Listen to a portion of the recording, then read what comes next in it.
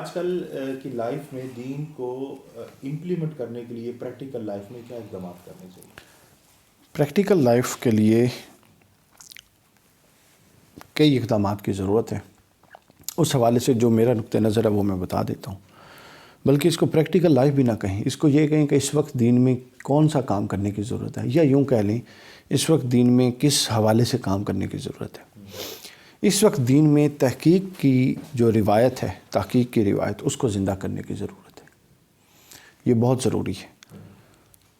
اگر ہم نے تحقیق کی روایت کو آج زندہ نہ کیا تو آئندہ نسلیں جو ہیں وہ ہمیں کبھی بھی اچھے لفظوں سے یاد نہیں کریں گی. چونکہ جو اس وقت مذہب کا پیراڈائم ہے، جس میں تعصب ہے، جس میں تنگ نظری ہے، جس میں جمود ہے، اگر ہم نے یہی پیراڈائم، ریلیجیس پیراڈائم آگے منتقل کر دیا تو وہ نہ اسلام کا پورا کما حق ہو اس کا شعور پا سکیں گے، اور نہ وہ اسلام جو ہم ان کو منتقل کریں گے دنیا قبول کرے گی. تو نتیجتاً نسلیں بھی تباہ ہوں گی اور اسلام کا بھی نقصان ہوگا.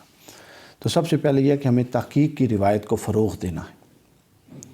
طے شدہ جو فروعی مقدسات ہیں، جو باعث نزاع ہیں، ان کو از سر نو چھانٹ پھٹک کرنے کی ضرورت ہے. دین کی دو حیثیتیں عام طور پر قبلہ حضور بھی بیان کرتے ہیں. دین کی ایک حیثیت ہے حیات اصلیہ اور ایک ہے حیات قضائیہ. حیات اصلیہ وہ ہوتی ہے جو اس کا اصل ملخص روح ہوتی ہے، اور حیات قضائیہ وہ ہوتی ہے جو اس کا اپیرنٹ ظاہر ہوتا ہے، اپیرنٹلی وہ نظر کیا آتا ہے.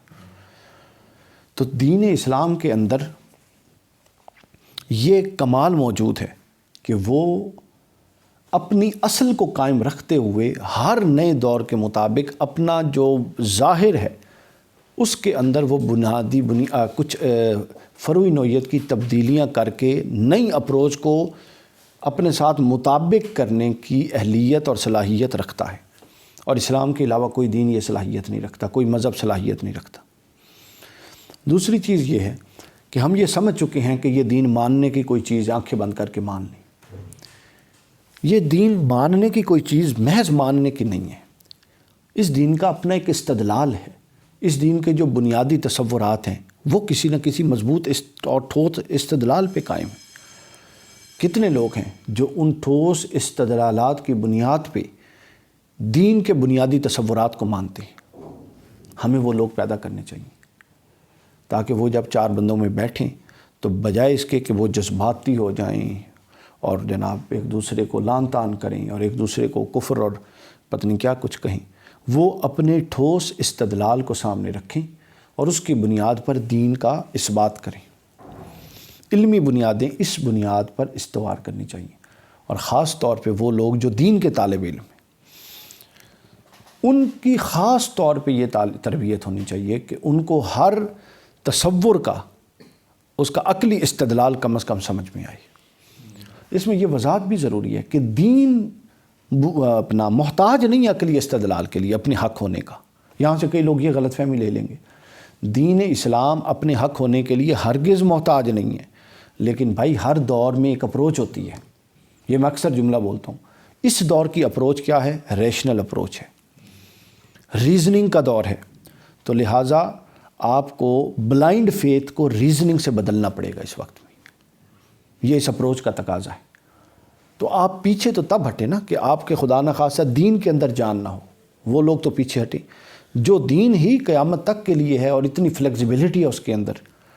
تو اس کے لوگ بجائے اس کے کہ کوئی اور مطلب اس کا اپنا کوئی اور انداز اپنائیں، ان کو تو چاہیے کہ وہ جو دین کا تعقل کا پہلو ہے اس کو سامنے لائیں اور نئی اپروچ کو میٹ اپ کر کے دکھائیں اور چیلنج کریں کہ کوئی اور اس کو ایسا نہیں ہے، کوئی اور مذہب یا دین یہ جرت اور یہ پوٹینشیل نہیں رکھتا کہ اس طریقے سے ہر شے کو اکاموڈیٹ کرے عصری تقاضوں کو. تو گویا یہ بلائنڈ فیتھ کو ریزننگ سے بدلنے کا دور ہے. یہ عقلیت کی اپروچ کا دور ہے، ریشنل اپروچ کا دور ہے. اور اسلام کا کمال یہ ہے کہ ہر دور کی اپروچ کے مطابق یہ اپنے آپ کو پیش کرنے کی صلاحیت رکھتا ہے. اچھا، اب اس اپروچ کے ساتھ ساتھ اعلیٰ اخلاقی قدروں کی ضرورت ہے. میں نے ایک ٹھوس بنیادوں پر استدلال استنباط کے ذریعے اپنے نظریات پیش کر دیے. بالفرض کسی نے بھی کر دیے. ہمارے ہاں اگل دو کمیاں. ایک کمی تو یہ ہے کہ جذبات ہے، رٹی رٹائی چیزیں. نقل ہے، اور دوسرا یہ ہے کہ اخلاق بھی نہیں ہے۔ اگلے کو مطمئن کرنے کے لیے ضروری ہے پہلے آپ کا استدلال مضبوط ہو اور وہ معقول ہو، عقلی بنیادوں پر قائم ہو، اور دوسرا یہ ہے کہ آپ کا اخلاق بھی اعلیٰ درجے پر ہو کہ اگر وہ آپ کی بات نہیں مان رہا تو آپ پکڑ کر اس پر مسلط نہیں کیے گئے کہ آپ نے اپنی بات منوا کے پیچھے ہٹنا ہے، ایسا کچھ نہیں ہے۔ تو آپ کا کام دو چیزیں، اخلاق کے دائرے میں، چونکہ اخلاق بہت سارا کام کر دیتا ہے، آپ کے اگلے کے دل میں آپ کے بارے میں نفاق نہیں آنے دے گا حسن اخلاق، ہاں وہ بات مانے یا نہ مانے یہ اس کا اپنی قسمت ہے۔ پھر اگلی بات یہ ہے جو میں یہ سمجھتا ہوں، ادب الاخلاق پڑھانے کی ضرورت ہے۔ اختلاف جو ہے اس کا ادب کیا تھا؟ امت میں ہمیشہ اختلاف رہا، امت کیا احناف میں، آپ صرف ہدایہ کا اگر ترجمہ آپ لوگوں کو میسر ہو تو اٹھا لیں، براہ راست پڑھ سکیں تو لیں۔ ہدایہ ایک کتاب جو فقہ حنفی کی بنیادی کتاب ہے، ایک صفحے پر آپ کو 4 مقامات پر، ایک صفحے پر ایک مسئلے میں 5 دفعہ آپ کو اختلاف ملے گا۔ کس کا؟ امام ابو حنیفہ نے یہ کہا، امام ابو یوسف نے یہ کہا، امام محمد بن حسن شیبانی نے یہ کہا، کم از کم یہ 3، اور مفتہ بہی قول کسی ایک کا لے لیا جاتا ہے، کبھی فتویٰ امام اعظم ابو حنیفہ کے قول پہ، کبھی فتویٰ امام ابو یوسف کے قول پہ، اور کبھی فتویٰ امام حسن بن شیبانی کے قول پہ۔ سمجھ آئیے؟ تو یہ ہمیشہ رہا، اب بھی ہے، پہلے بھی رہا۔ اب اس اختلاف کی بنیاد پر فرقے بن چکے ہیں، یہ نہیں بننے چاہیے۔ ادب الاختلاف سے مراد یہ ہے کہ اختلاف کو برداشت کریں، یہ نہیں کہ اس اختلاف کا ایک تشخص بنا کے، ایک فرقہ بنا کے ایک طرف ہو جائیں۔ ہمارے ہاں یہ ہو رہا ہے۔ تو ادب الاختلاف خاص طور پہ دینی طلباء کو پڑھانے کی ضرورت ہے کہ ان کے اندر وسعت ہو۔ دیکھیے پورا حق میرے پاس نہیں ہے، نہ آپ کے پاس ہے، سمجھے؟ آپ جب دوسرے کو سنیں گے نہیں تو دوسرے کا حق آپ تک پہنچے گا کیسے؟ اچھا، سننے میں پھر آپ غور نہیں کریں گے اس کی بات پر، غیر جانبدارانہ، تو آپ پر آپ کی غلطی کیسے واضح ہوگی؟ تو یہ روایات اگر فروغ نہیں دی گئیں علم کی دنیا میں تو اگلی نسلیں ہم ان کے ساتھ انصاف نہیں کر رہے، اور نہ خود ہم علم کے ساتھ انصاف کر رہے ہیں۔ پھر اس کے بعد یہ ہے کہ ہر طرح کے تعصبات سے بالا تر ہو کر آرگومنٹ اور ریزننگ کو قبول کیا جائے، ہر طرح کے تعصبات سے بالا تر ہو کر۔ ہمارے ہاں کتاب لیتے ہوئے پہلے یہ لوگ دیکھتے ہیں کہ یہ بریلوی کی ہے کہ نہیں ہے، یا یہ دیوبندی کی ہے کہ نہیں ہے، یا یہ اہل حدیث کی ہے کہ نہیں ہے، اور اگر لینے والا اہل حدیث ہے وہ اہل حدیث کی کتاب کے اندر کوئی غلط کلمہ بھی ہوگا تو اس کا بھی دفاع کرے گا۔ بریلوی بھی یہی کرے گا، دیوبندی بھی یہی کرے گا، ہر کوئی یہی کرے گا۔ کیوں؟ چونکہ اس کو اسلام یا قرآن و سنت پیارے نہیں ہیں، اس کو اپنا مسلک پیارا ہے۔ سمجھ آئی؟ تو لہٰذا تعصبات سے، تمام تر تعصبات سے بالا تر ہو کر ریزننگ اور آرگومنٹ کو قبول کیا جائے، چاہے وہ کہیں سے آئے، کسی بنیادی تصور جو اب تک میرا ہے اس کے خلاف ہو، لیکن اگر مجھے اپیل کرتا ہے اور اس وقت تک میرے پاس اس کے خلاف کوئی مضبوط دلیل نہیں ہے، میں اس کو رد نہیں کر سکتا۔ عقلیات کا یہ اصول ہے۔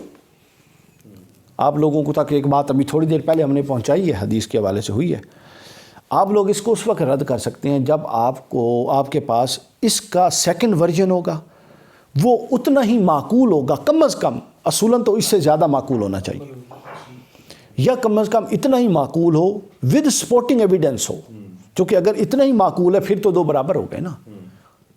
تو اس کو چھوڑنے کے لیے آپ کو اس سے مضبوط آرگومنٹ چاہیے۔ تو لہٰذا آرگومنٹ اور ریزننگ کو بیونڈ دا لیمٹس ویلیو دی جائے، اور آرگومنٹس کی بنیاد پہ چیزوں کو رد و قبول کیا جائے، اور آرگومنٹس اور میرٹ پہ چیزوں کو لیا جائے، تکفیریت کا دروازہ بند ہو بالکل۔ جو اللہ کو، خدا، حضور کو، آخری رسول صلی اللہ علیہ وسلم، قرآن کو اللہ کی کتاب اور کعبۃ اللہ کو کعبہ مانتا ہے، پابندی لگ جانی چاہیے کہ اس پر فتوی کفر نہیں ہو سکتا، وہ ہو ہی نہیں سکتا کافر۔ فقہا یہ کہتے تھے ہمارے فقہ اور محدثین کہ اگر کسی میں 99 علامات کفر کی ہوں اور ایک ایمان کی ہو تو احتیاط یہ ہے کہ فتوی کفر نہ دو۔ اب ہم جس دور میں رہتے ہیں اس میں 99 علامات ایمان کی ہوں اور ایک علامت کفر کی ہو تو ہم فتوی کفر جڑ دیتے ہیں۔ تکفیریت کا دروازہ بند نہیں ہوگا، امت سکون میں نہیں بیٹھے گی۔ اور آپ مت سمجھیں وہ لوگ جو اس کے حصہ بنے ہوئے ہیں کہ وہ کوئی دین کی خدمت کر رہے ہیں، یہ کوئی خدمت نہیں ہے۔ یہ کوئی خدمت ہے کہ حضور کی پوری امت کو توڑ کے یہ کہا جائے کہ تو اس طبقے میں، اس بھیڑوں کے طبقے میں رہے گا تو صحیح مسلمان ہے، یا اس طبقے میں رہے گا صحیح مسلمان ہے، یا اس طبقے میں رہے گا، یہ کون سی خدمت ہے؟ یعنی وہ فوج یا وہ مجمع جو حضور نے اکٹھا کیا تھا اس کو توڑنے پر ہماری ساری کی ساری قوت صرف ہو رہی ہے، اور ہم میں سے ہر بندہ یہ دعوے دار ہے کہ وہ دین کی خدمت کر رہا ہے۔ بھائی وہ کس دین کی خدمت ہے؟ اس کے بعد علم کا مقصد کسی چیز کی حقیقت کا کھوج لگانا ہے اور یہی رکھا جائے۔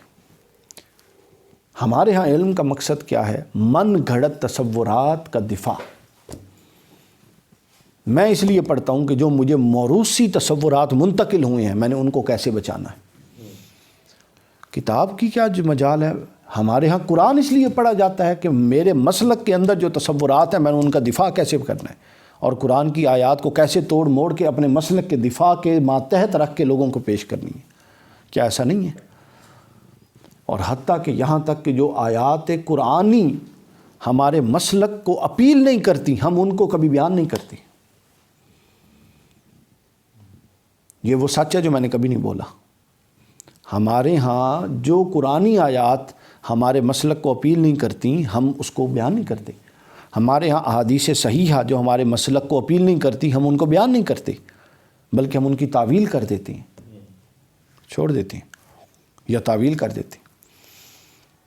تو گویا اصل چیز کا کھوج لگانا، یہ بھی تعصبات کی ایک صورت ہے نا، کہ آپ اپنے مسلک کو فوقیت دیں اور قرآن سنت کو نیچے رکھیں، تو یہ بھی تعصب کی صورتوں میں سے ایک صورت ہوگی۔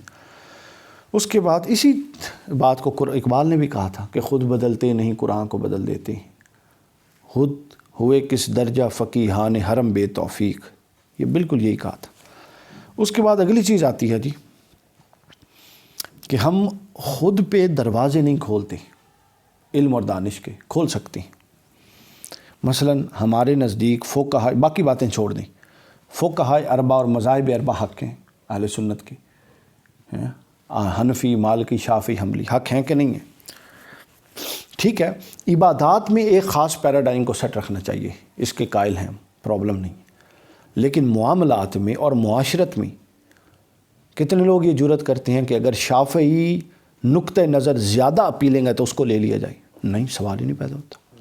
بھائی ہم تو جس کو حق مانتے ہیں، ہم تو اس کو لینے کے لیے تیار نہیں ہیں اپنے خاص اس دائرے سے ہٹ کے۔ میں نے پہلے عرض کر دی کہ عبادات میں یہ ایک تماشا بن جائے گا، عبادات کا ٹھیک ہے، جس ایک پیراڈائم پہ شفٹ ہیں بس اسی پہ رہیں، ٹھیک ہے نا، جس ایک لائن میں آپ ہے اس میں رہیں، لیکن جو معاشرت ہے، جو دنیا ہے، جو عصری تقاضے ہیں، یہ بدلتے رہتے ہیں، عبادات میں تو نہیں بدلنا۔ تو ان میں اگر آپ کو اپنے مکتب فکر کے علاوہ اور اپنے فقہی مسلک کے علاوہ کوئی دوسرا نقطہ نظر، اور وہ نقطہ نظر جس کو آپ حق بھی کہتے ہیں اور پوری امت حق کہتی ہے، ان کا نقطہ نظر کیوں نہیں لے لیتے؟ یہ وہ ہیں جو ہمارے ہاں کچھ حقائق ہیں، ہم نے تنگ نظری اپنے اوپر مسلط کر رکھی۔ اگر ہم ضرورت کے وقت حنفیت کو، حنفی شافعی کو لے لیں، شافعی احناف کو لے لیں، احناف مالکیہ کو لے لیں، حنبلیہ کو لے لیں، تو ہمارا بہت سارا چیزیں اور بہتر ہو سکتی ہیں، پہلے بہتر ہیں اور بہتر ہو سکتی ہیں۔ اگلی آخری بات یہ ہے کہ اس دور میں ہم نوجوانوں کے ذہن میں اٹھتے ہوئے سوالوں کو دبا نہیں سکتے۔ ایک وقت تک دبا دیا جاتا تھا، یہ وہ دور نہیں ہے کہ کتاب لکھ کے فتویٰ اس میں کتاب میں لکھ دیا جائے کہ فلاں فلاں فلاں مسلک کی کتابیں پڑھنا حرام ہے، ان کو ہاتھ بھی نہیں لگا سکتے، فلاں فلاں کا وعظ سننا حرام ہے، ان کو ہاتھ نہیں لگا سکتے۔ وہ نوجوان سب سے پہلے انہیں کو ہاتھ لگائے گا کہ اس کے اندر ایسا کیا ہے۔ یہ دور یہ کہنے کا نہیں ہے، ان کے سوالات کو دبانے کا نہیں ہے، بلکہ یہ دور اس ضرورت کا ہے کہ اس سوالات کو ریزننگ کے ساتھ ایڈریس کر دیا جائے اور لاجک کے ساتھ ایڈریس کر دیا جائے۔ اگر آپ لاجک کے ساتھ ایڈریس نہیں کریں گے تو آپ بے شک پتھر کی دیوار کھڑی کر لیں، وہ دیوار پار کر کے جائے گا اور آپ اس کی فکری اور نظریاتی سرحدوں کی حفاظت نہیں کر سکتے، کیونکہ آپ نے اس کا انتظام ہی نہیں کیا۔ فکری اور نظریاتی سرحدوں کی حفاظت ہوتی ہے لاجک سے اور ریزننگ سے۔ آپ کے ہاں نہ لاجک پائی جاتی ہے نہ ریزننگ پائی جاتی ہے۔ آپ نے تو صرف یہ بتانا ہے کہ فلاں امام نے یہ لکھا ہے، وہ بے شک آپ کو خود ہی سمجھ میں نہ آتا ہو، اور آپ نے کہنا اس تو اگے پیچھے ہوئیں گا تو یہ ہو جائے گا۔ تو ہمارا یہ طریقہ کار ہے جس نے بہت بڑے طبقے کو اسلام سے دور کر رکھا ہے۔ اب اس پورے تصور کو مد نظر رکھتے ہوئے خلاصہ یہ ہے کہ ہمیں تحقیق کی روایت کو فروغ دینا ہے، اور جب تحقیق کی روایت فروغ پاتی ہے تو اختلاف جنم لیتا ہے، ذہن میں رکھیں، اختلاف کے لیے پھر ہمیں وسعت دینی ہے، اور ہر اختلاف کو جب تحقیق فروغ پائے گی تو لاجک اور ریزننگ سے تعصب اور مسلکی فرقہ بندی سے بالاتر ہو کر ہر چیز کو ایڈریس کرنا ہے. یہ وہ کام ہے جو ابھی کرنے کی ضرورت ہے، اگلے 10 15 20 سالوں میں کرنے کی ضرورت ہے. اس پیٹرن پر اگر ہم نے کچھ لاٹ تیار کر لی، کچھ لوگ تیار ہو گئے، تو وہ اثاثہ ہوں گے اگلے کئی دہائیوں کے لیے. اور اگر اس پیٹرن پہ لوگ تیار نہیں ہوتے تو اسلام کا مستقبل خاص طور پہ بر صغیر پاک و ہند میں سمجھ لیں آپ کہ محفوظ ہاتھوں اور اعلیٰ ذہنوں کو منتقل نہیں ہوا، وہ کمزور ہاتھوں اور پست ذہنوں میں رہے گا. یہ ہے جی خلاصہ جو میں نے سمجھا، میں نے بیان کر دیا.